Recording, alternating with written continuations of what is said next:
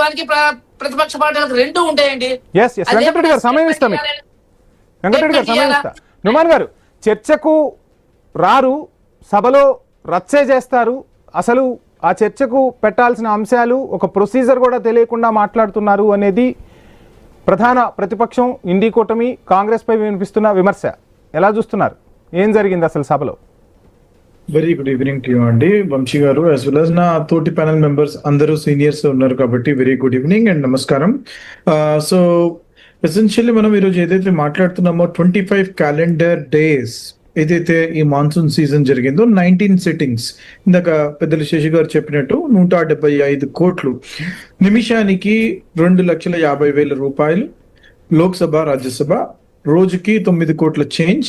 ఈ యొక్క డబ్బు ట్యాక్స్ పేయర్స్ మనీ అండి, ఎవరి అబ్బ సొత్తు కాదండి. ఇది ట్యాక్స్ పేయర్స్ కట్టిన తర్వాత దానికి ఒక బడ్జెట్ అలొకేట్ అయిన తర్వాత దానిని యూటిలైజ్ చేస్తూ ఉంటారండి.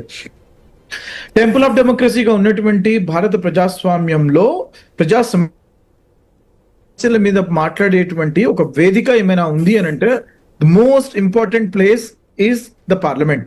అటువంటి ప్లేస్ లో మాట్లాడకుండా, జవాబులు అడుగుతున్నప్పుడు జవాబులు చెప్పకుండా ముఖం చాటేసేసి అసలు నేను జవాబే చెప్పను అన్నట్టుగా వారు ప్రవర్తించడము, వారి దగ్గర సమాధానం లేక దొడ్డిదారిన పారిపోవడం మనం చూస్తున్నాం.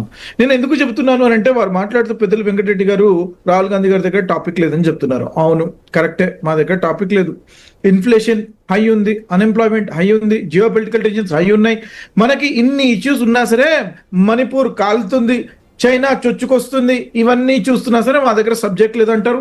మేము మాట్లాడడానికి మా దగ్గర ఇంకో పాయింట్ లేదట లీడర్ ఆఫ్ అపోజిషన్ గారు, అందుకని చెప్పేసి భయపడుతున్నారట, అందుకని సభని జరగనివ్వట్లేదట.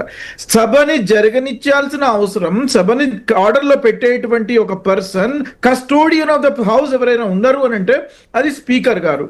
మరి స్పీకర్ గారు చేతగాని దద్దమైనప్పుడు, ఆయన సభని సజావుగా సాగనింపనప్పుడు మరి ఇంకెందుకంటే వారు మీరు అధికార పక్షంలో మీరు ఉన్నారు అని అంటే మీ దగ్గర అధికార పక్షం వెంకటరెడ్డి గారు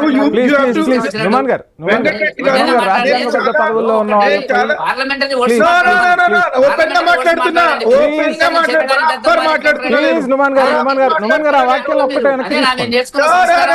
I will say this again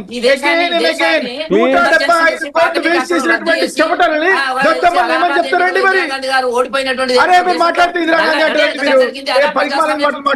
Numan గారు ప్లీజ్ ప్లీజ్ ప్లీజ్ మాట్లాడేటప్పుడు సార్ నేను చాలా ఓపికతో విన్నాను, వాడు కూడా ఓపికతో వినాలి, ఓపికతో వినాలి, ఓపిక ఉండాలి మీకు. నుమాన్ గారు ప్లీజ్ ఒక అర్థవంతమైన చర్చను చేపడతాం. ముందే చెప్పారు, శేషు గారు కూడా ముందే చెప్పారు, ఒక మంచి చర్చను కొనసాగిద్దామని చెప్పారు. Please cooperate. వెంకటరెడ్డి గారు, నుమాన్ గారు ప్లీజ్, వెంకటరెడ్డి గారు ప్లీజ్, వెంకటరెడ్డి గారు మీ పెద్దలు ప్లీజ్, వెంకటరెడ్డి గారు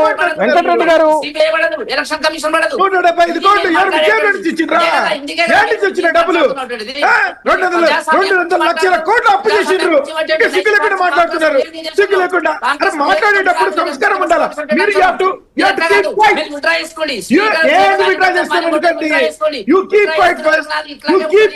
మీరు స్పీకర్ ను చేతగాని దద్దమ్మా అని ఏం చేస్తారు లేకపోతే నేను మాట్లాడను.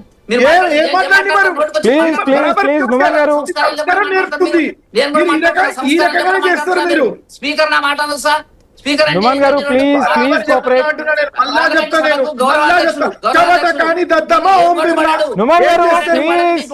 అటువంటి వర్డ్స్ యూస్ చేయొద్దు ప్లీజ్. బరాబర్ చెప్తున్నా అండి, డబ్బులు వేస్ట్ చేసిండ్రు. నుమాన్ గారు ఆ వర్డ్స్ యూస్ చేయొద్దు. వచ్చి బయట మాట్లాడుతున్నాడు, సభలో మాట్లాడుతున్నాడు.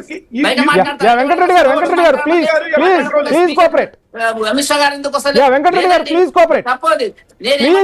వెంకటరెడ్డి గారు, వంశీ గారు దయచేసి స్పీకర్ గారిని ఆ పద్ధతిలో అగౌరవపరచడం అంటే ఖండించాం, ఖచ్చితంగా ఖండిస్తాం.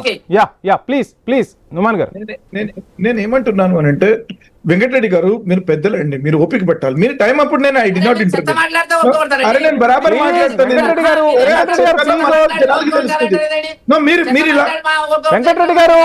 వెంకటరెడ్డి గారు ప్లీజ్. ఎందుకంటే ఈ వయసులో బీపీ పెంచుకుంటారు, ఒక బీపీ టాబ్లెట్ తెచ్చుకోండి మీరు. ప్లీజ్ సంస్కారాలు మాకు వద్దండి, మా దగ్గర ఉందండి సంస్కారం చాలా. బ్రహ్మాండ బ్రేక్ తీసుకుందాం. స్టేజ్